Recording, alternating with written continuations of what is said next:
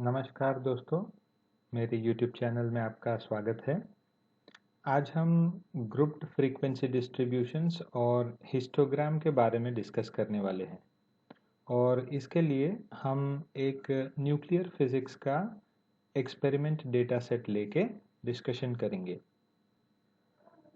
यहाँ हमें एक रेडियो एक्टिव डीके एक्सपेरिमेंट का डेटा बताया गया है। एक्सपेरिमेंट है बीटा पार्टिकल्स के एमिशन के स्टडी का और जो कि स्ट्रॉन्शियम 90 सोर्स से एमिट किए गए हैं और इसका मेजरमेंट जो है वो 100 कॉन्जिक्यूटिव पीरियड्स ऑफ 1 मिनट, मतलब हर 1 मिनट पे 100 कॉन्जिक्यूटिव इंटरवल्स लिए गए हैं और उसके डेटा हमें यहाँ पे टेबल में बताए गए हैं। ये टेबल एक 10 बाई 10 टेबल है, यानी कि इस टेबल में 100 डेटा पॉइंट्स अभी आप देख सकते हैं।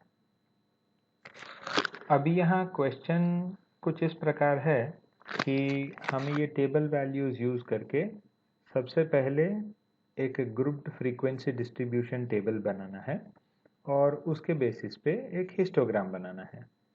अब ये करने के लिए हम एक्सेल का डेटा एनालिसिस टूल यूज करके एक ग्रुप्ड फ्रीक्वेंसी डिस्ट्रीब्यूशन और उसके बाद एक हिस्टोग्राम बनाएंगे।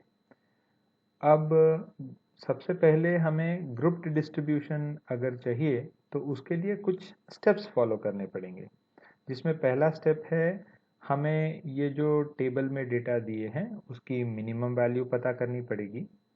उसके बाद हमें डेटा की मैक्सिमम वैल्यू पता करनी पड़ेगी। ये मिनिमम और मैक्सिमम वैल्यू को यूज़ करके हम डेटा की रेंज पता करेंगे, जो कि maximum value minus minimum value करने पे मिलेगी। यहाँ स्मॉल n जो है वो नंबर ऑफ वैल्यूज इंडिकेट करता है। हमारे एक्सपेरिमेंट के केस में ये 100 है। अब ग्रुप्ड फ्रीक्वेंसी डिस्ट्रीब्यूशन बनाने के लिए जो इंटरवल्स हम तय करेंगे तो वो नंबर ऑफ इंटरवल्स तय करने का एक popularly used formula capital N is equal to square root of n है। उसके बाद अगर ज़रूरत पड़ती है तो हमें ये कैपिटल N को एक होल नंबर पे राउंड ऑफ करना है और आखिर में हमें विड्थ हर इंटरवल की कैलकुलेट करनी है, जो कैलकुलेट करने का एक basic formula width is equal to range divided by capital N। Range ये हमें मैक्सिमम माइनस मिनिमम वैल्यू से मिलती है और कैपिटल N जो है वो हमें स्क्वायर रूट ऑफ n से मिलता है। जब इतना डेटा हमारे पास रेडी हो जाता है तो उसके बाद हम एक हिस्टोग्राम कंस्ट्रक्ट कर सकते हैं। तो ये सारी चीज़ें हम एक्सेल में करने वाले हैं।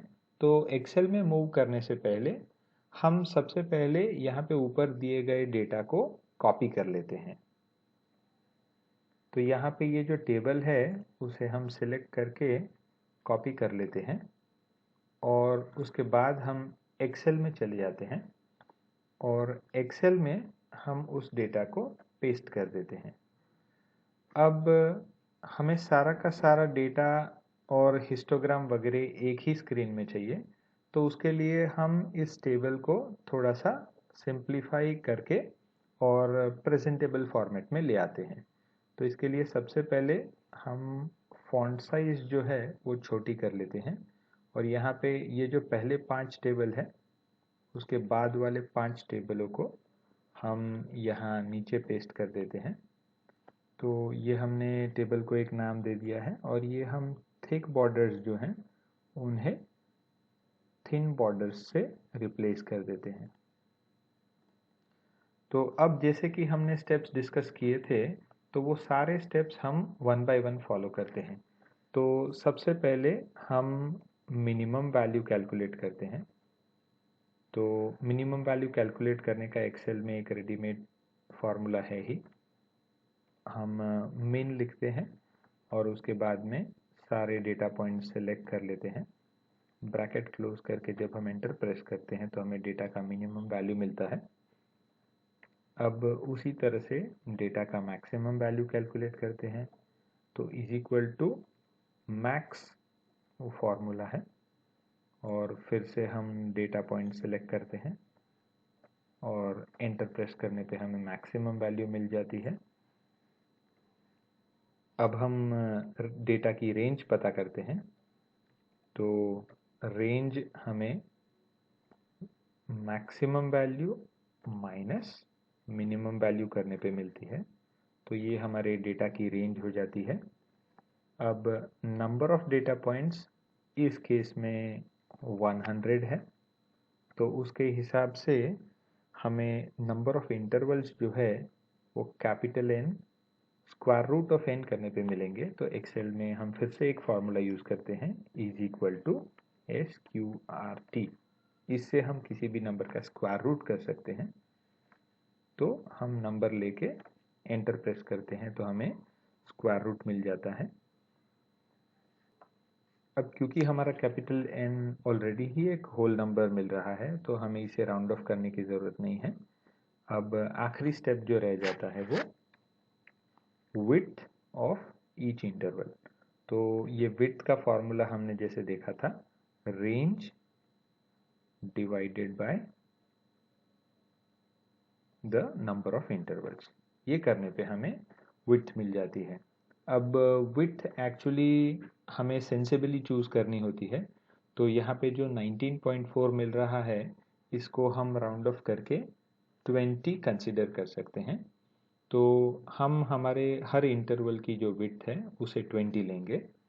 तो अब हम यहाँ पे इंटरवल्स डिफाइन कर लेते हैं।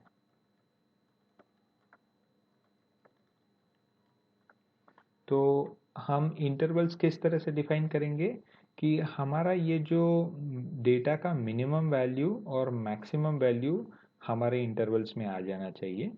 तो हमें नंबर ऑफ इंटरवल्स 10 बनाने हैं और उसमें मिनिमम वैल्यू और मैक्सिमम वैल्यू इंक्लूड करनी है। तो हम सबसे पहला इंटरवल 1160 से लेके 1180 का चूज कर लेते हैं, क्योंकि हर इंटरवल का विड्थ करीब करीब 20 का होना चाहिए। और उसके बाद सिस्टमैटिकली हम इंटरवल्स लिखते जाते हैं। तो 1181 से लेके और 1200 तक। तो यहाँ पे हमने इंटरवल्स इस तरह से डिफाइन कर लिए हैं कि हमारी मिनिमम वैल्यू और मैक्सिमम वैल्यू दोनों इंटरवल्स में आ जाती हैं और इंटरवल्स का साइज भी 20 के करीब हो जाता है। अब हिस्टोग्राम प्लॉट करने के लिए हमें एक्सेल में बिन्स इनपुट देने होते हैं। अब बिन्स जो है वो इस केस में हर इंटरवल की अपर लिमिट होगी।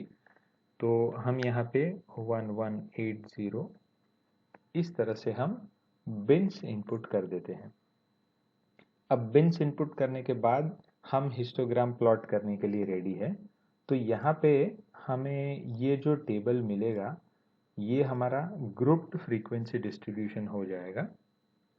और यहाँ हमने ये जो ग्रुप्ड फ्रीक्वेंसी डिस्ट्रीब्यूशन टेबल लिखा है, ये हमारा counts of the radio activity experiment है। तो अब हम हिस्टोग्राम प्लॉट करने के लिए डेटा में जाएंगे और डेटा में हमें यहाँ पे डेटा एनालिसिस के टूल की ज़रूरत पड़ेगी, जो कि अभी हम यहाँ नहीं देख पा रहे हैं।